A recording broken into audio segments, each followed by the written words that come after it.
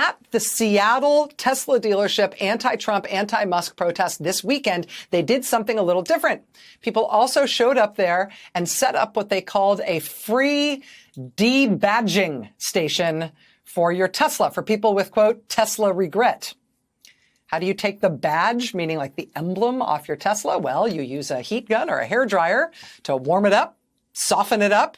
Then you use some fishing line to basically kind of cut through the adhesive on the back of the emblem. And you see they've got that sign there in the upper right, says Tesla regret, and it's got a toll-free number and then a website. If you call the toll-free number associated with the free debadging Tesla regret effort, there actually is an answer at that line. What's up, everybody? Made You Retire, Richard Ojeda here. And are you or someone you love suffering from Tesla regret syndrome?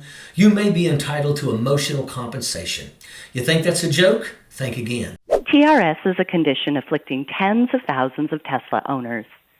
It's characterized by persistent feelings of deep discomfort when driving a Tesla you bought because you cared about the future, only to find that the CEO is a fascist megalomaniac out to destroy the U.S. government and sell it for parts, then enrich himself with contracts to do some of the same work. People are out here literally removing the T from their cars like it's a scarlet letter. You don't do that unless you're feeling something deep, buyer's remorse, political guilt, or just straight up embarrassment that your car makes people see red at stoplights. If you own a Tesla and aren't sure why you should sell, press 1. If you can't afford to sell your older Tesla, press 2.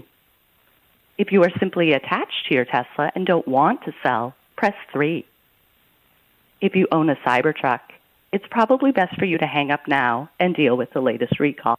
You have to admit, this probably isn't the situation most Tesla owners envisioned when they decided to go electric. Not that long ago, people were genuinely excited about moving away from internal combustion engines, about doing their part to help the environment, and it felt like progress. Well, unless you were a Republican in Congress screaming that EVs were too woke and somehow part of a socialist plot to ban pickup trucks. But now, there's been a serious shift in public opinion around electric vehicles. And not just among consumers. Investors are feeling the pain. Tesla's value is dropping, and the shine has worn off.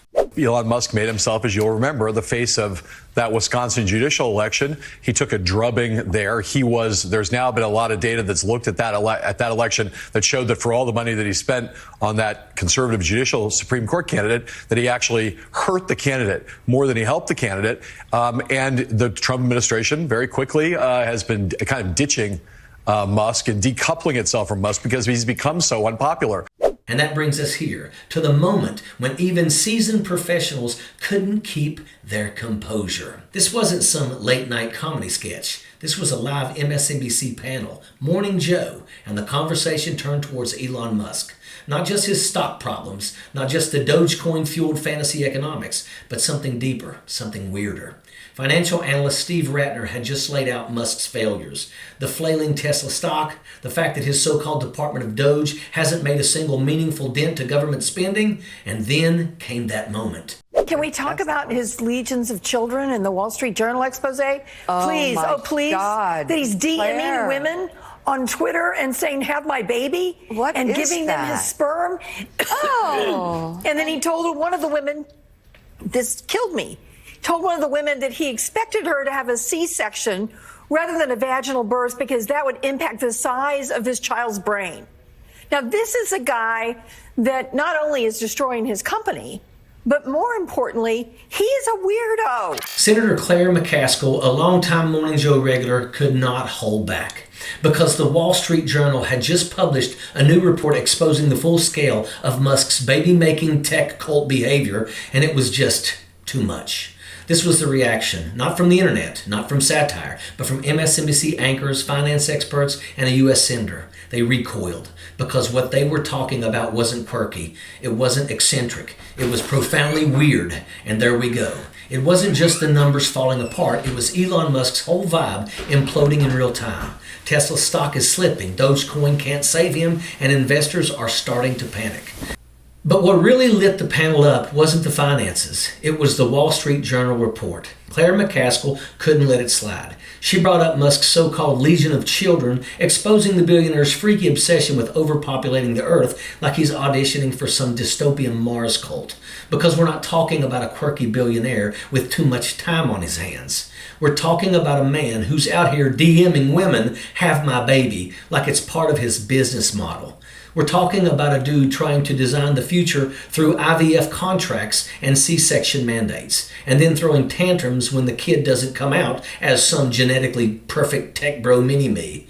Claire McCaskill called it what it was, profoundly weird.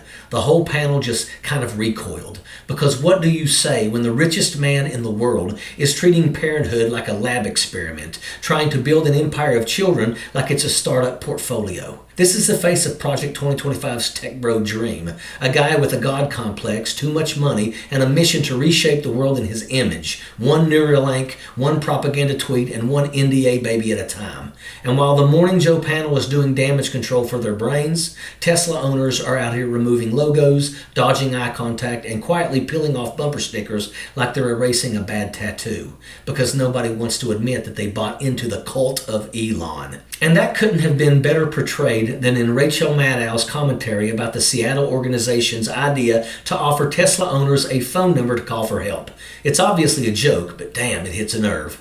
The way they set it up, the hotline, is genius. Each menu option comes with a follow-up that just keeps twisting the knife. And the punchline is that Tesla owners have been played hard by a chainsaw-wielding toddler, a silverware-balancing buffoon who looks like he's lost in a ketamine haze and thinks Neuralink is going to fix the family trauma he's caused. That's why late-night TV goes in so hard on this guy.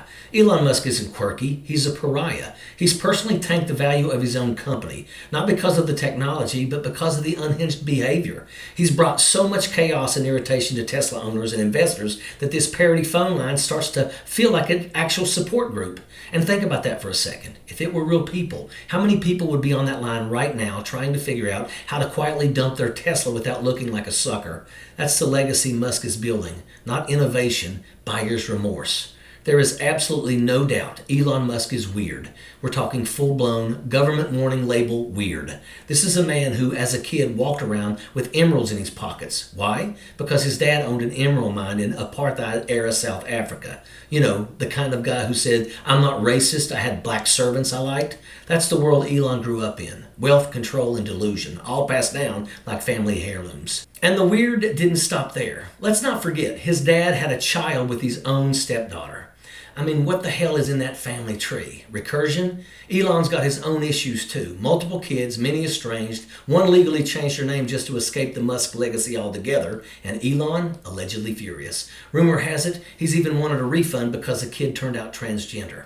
How cruel can someone be? Yet he wants sympathy. No, he can find it in the dictionary between stink and syphilis. This is the guy who got into a trade war with Big Tequila. The same guy who claimed a cave diver was a pedophile just because he didn't want to use Elon's experimental kid submarine. The same man who put a chip in a pig's brain and said, "Look, progress." This is why people should be calling the damn hotline.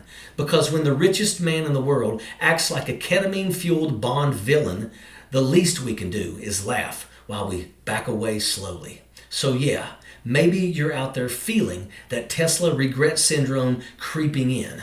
Maybe you peel into the parking lot, hoping no one notices the T on your hood. Maybe the last dinner party you went to felt like a walk of shame because someone cracked a Cybertruck joke and your ears turned red. Well, if that's you, go ahead, call the hotline. Press 1 for shame, press 2 for logo removal tips, press 3 if you still don't know how to pronounce Elon's kids' names, and if you are still waiting for sympathy, well, here's a quarter. Call someone who cares. And that's a fact. Sappers clear the way, airborne all the way.